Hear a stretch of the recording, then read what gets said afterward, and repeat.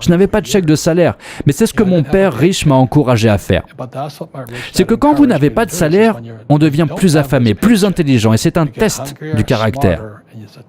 Est-ce que tu vas devenir un escroc? Est-ce que tu vas devenir malhonnête? Est-ce que tu vas tricher, voler? Ou est-ce que tu vas devenir un meilleur être humain?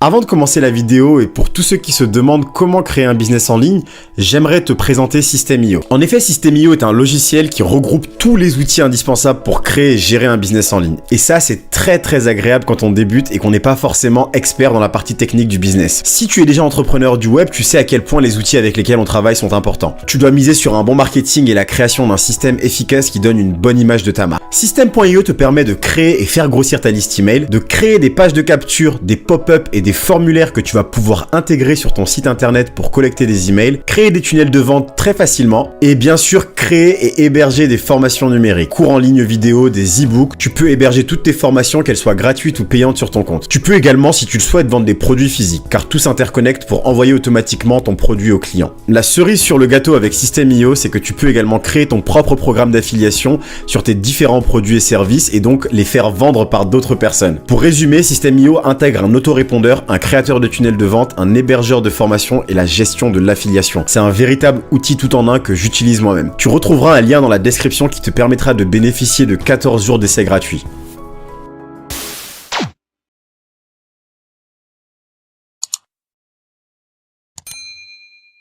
Tu te réveilles demain matin et tu es dans la rue et tu n'as plus rien.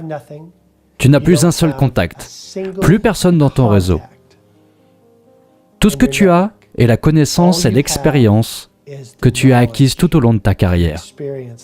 Comment se construire à partir de là?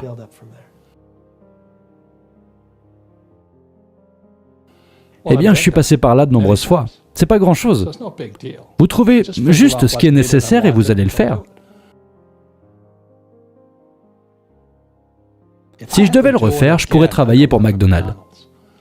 Et la raison pour laquelle je travaillerais pour McDo, que ce soit pour 7 $ de l'heure ou 15, ça m'est égal.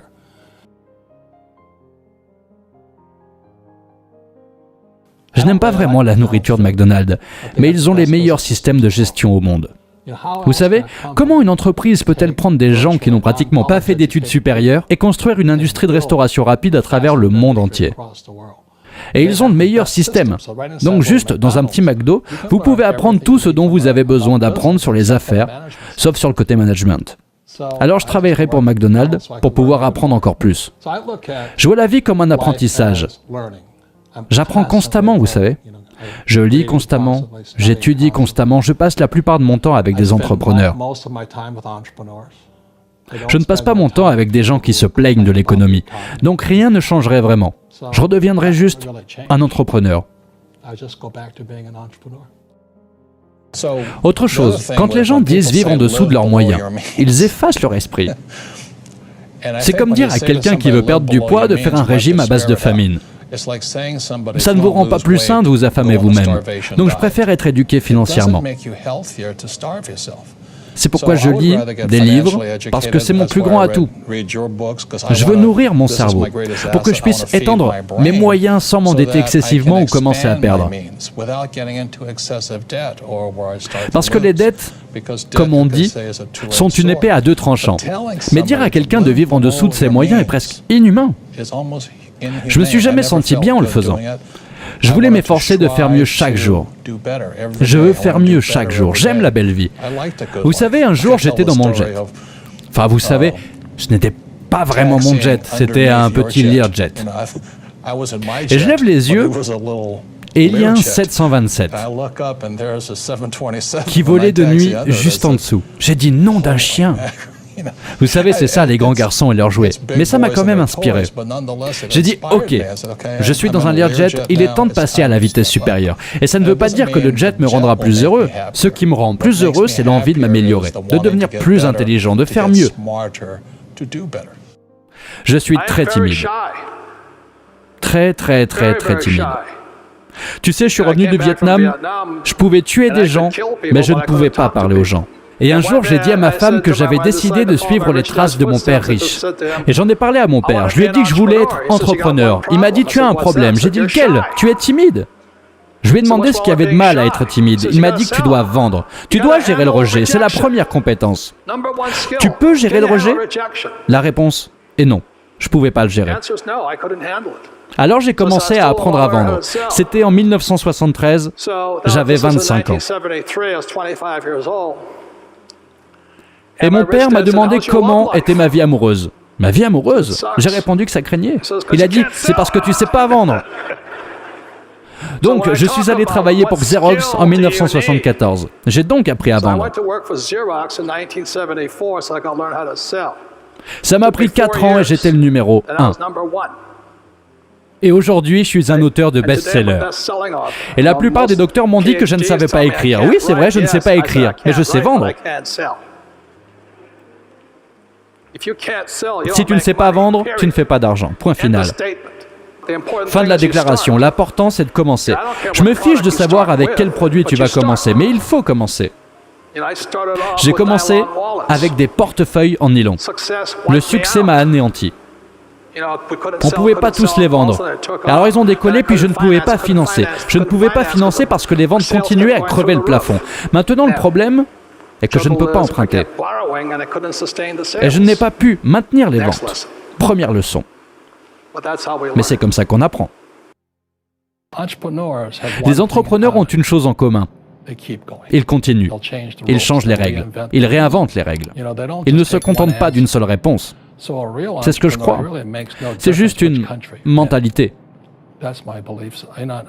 Si tu me cherches, je trouverai un moyen de te contourner. Vous savez, j'ai un ami. C'est un type très riche qui vient de France. Et tu sais que la France est aussi communiste qu'elle puisse l'être. Il a commencé à acheter des vignobles. Alors il est allé voir le gouvernement français et a dit que c'était son vin. Il a dit qu'il voulait envoyer son vin en vrac en Californie. Et le gouvernement a dit qu'il ne pouvait pas faire ça. Il dit « Ok, je ne peux pas l'expédier en baril. Eh bien ok, je vais le faire en bouteille. » Alors il a mis tout son vin en bouteille. Ça lui a coûté beaucoup plus d'argent, mais il a quand même trouvé comment faire. Tu vois ce que je veux dire?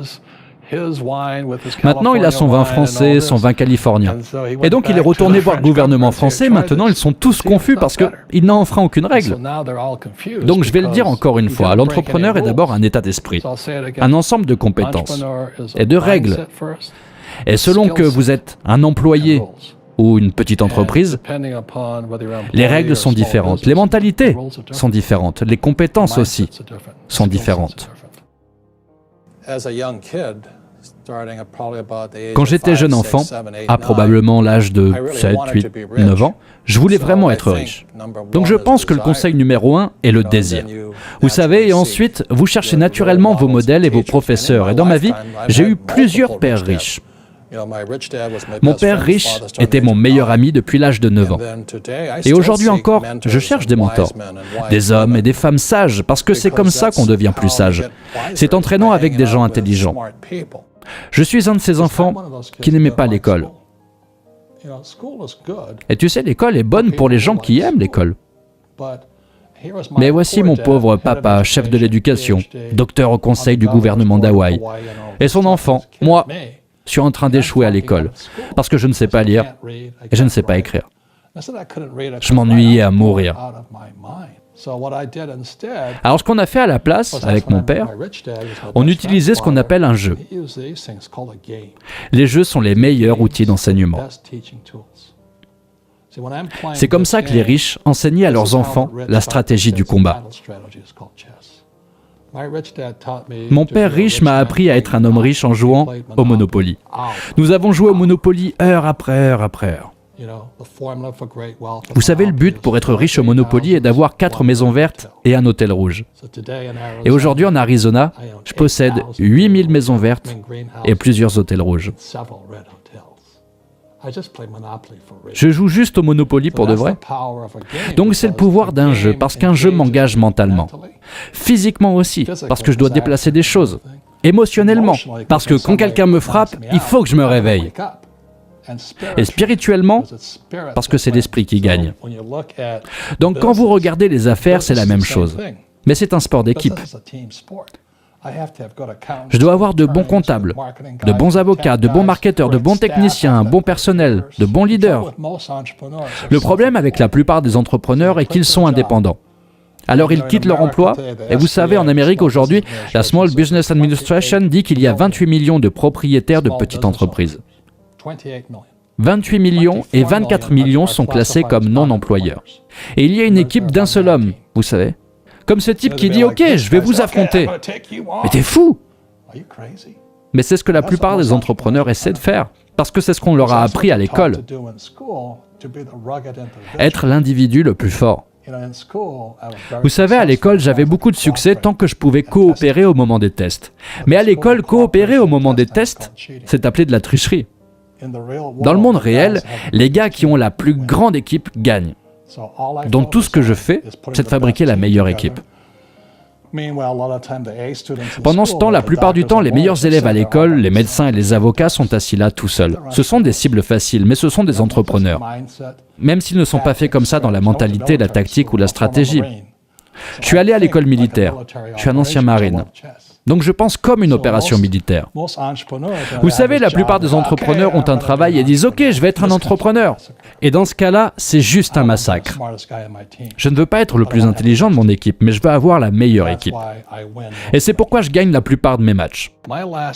Mon dernier salaire, je m'en souviens encore clairement. C'était l'un de mes pires et en même temps l'un des meilleurs jours de ma vie. Et j'étais à Porto Rico. Je travaillais pour Xerox et mon patron m'a donné... Enfin, c'était pas vraiment un chèque de salaire, c'était un chèque de bonus.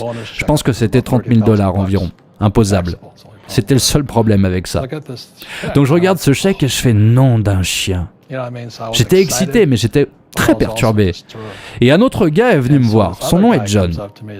Et il m'a dit, tu vas revenir. Je lui ai dit, pourquoi ? Il m'a dit, parce que tu vas échouer. Je l'ai regardé et j'ai dit quelques jurons parce que c'est ce qu'il avait fait aussi. Il a quitté Xerox, a échoué et il est revenu. Et je lui ai dit, tu as échoué et tu es revenu. Par contre, moi, je vais échouer, mais je reviendrai jamais. Et c'est ça, cette attitude. Vous voyez ce que je veux dire ? Si tu dis que j'échoue et que je retournerai chez papa-maman, eh ben c'est ce que tu feras. C'est là que je suis devenu un entrepreneur, parce que j'avais pas d'argent. Je n'avais pas d'argent pendant des années. Je n'avais pas de chèque de salaire, mais c'est ce que mon père riche m'a encouragé à faire. C'est que quand vous n'avez pas de salaire, on devient plus affamé, plus intelligent, et c'est un test du caractère. Est-ce que tu vas devenir un escroc ? Est-ce que tu vas devenir malhonnête ? Est-ce que tu vas tricher, voler ? Ou est-ce que tu vas devenir un meilleur être humain ? C'est vraiment ça l'avantage de devenir un entrepreneur. On découvre vraiment qui on est quand on n'a rien. Si vous êtes un entrepreneur et que vous voulez devenir un grand entrepreneur, les compétences en leadership et en communication sont plus importantes qu'un diplôme de droit. Probablement la compétence numéro 1 pour être un entrepreneur, c'est le leadership. La capacité à écouter, ne pas prendre les choses personnellement et quand même faire le travail. C'est la meilleure formation au monde. Et donc tout ce que j'ai fait quand j'ai démarré la société de Rich Dad Company était d'avoir ce même sens du travail d'équipe. La touche Midas, c'est 5 choses dont vous devez pouvoir vous souvenir. La première est la force de caractère. Tu échoues debout. Ne mens pas, ne triche pas, ne te contente pas de te relever. Continue à avancer. La force, c'est la concentration. Je vais vous parler de la façon dont j'ai été dans les écoles de pilotage pour me préparer à voler au Vietnam. Les gens vous tirent dessus. Vous devez toujours rester concentré sur votre cible, même si vous êtes tué dans le processus. Tout le monde sait ce que tu représentes, tu sais. Donc Donald représente la richesse absolue, et ce que je représente est très simple, c'est l'éducation financière. Restez simple, apprendre aux gens à gérer leur argent. C'est ce que je défends, et je ne m'écarte jamais de cette voie. Ensuite, les relations. Si quelqu'un a des difficultés financières, que ce soit une entreprise ou un pays ou encore un mariage, c'est parce que vous avez une mauvaise relation. La chose que Donald et moi disons toujours, c'est qu'on ne peut pas faire une bonne affaire avec une mauvaise personne. Et Dieu sait que j'ai eu de mauvais partenaires, et ils étaient juste incompétents, mais ils prétendaient toujours être plus intelligents que tout le monde. Et dernièrement, chaque entrepreneur doit faire quelque chose que personne d'autre ne fait. Par exemple, aux États-Unis, Walmart. Tout leur système d'affaires est conçu pour vous donner le prix le plus bas possible. Tout. Les autres disent qu'ils mettent les choses en solde, mais ce n'est pas la même chose. FedEx dit que les transports s'effectuent la nuit. C'est leur truc. Ils ont construit toute l'entreprise autour de cette petite promesse. Domino's Pizza en Amérique, c'est une pizza livrée en moins de 30 minutes, de sorte que l'ensemble de l'entreprise a été construit autour d'une simple, toute petite promesse. Et ce sont les petites choses qui font les entrepreneurs extrêmement riches ou extrêmement pauvres. J'ai un avantage injuste, vous savez, je suis allé à la guerre. Et si aujourd'hui je suis vivant, c'est parce que d'autres gars sont morts pour moi. Et quand tu penses à des choses comme ça, comment est-ce que tu veux que j'arrête ?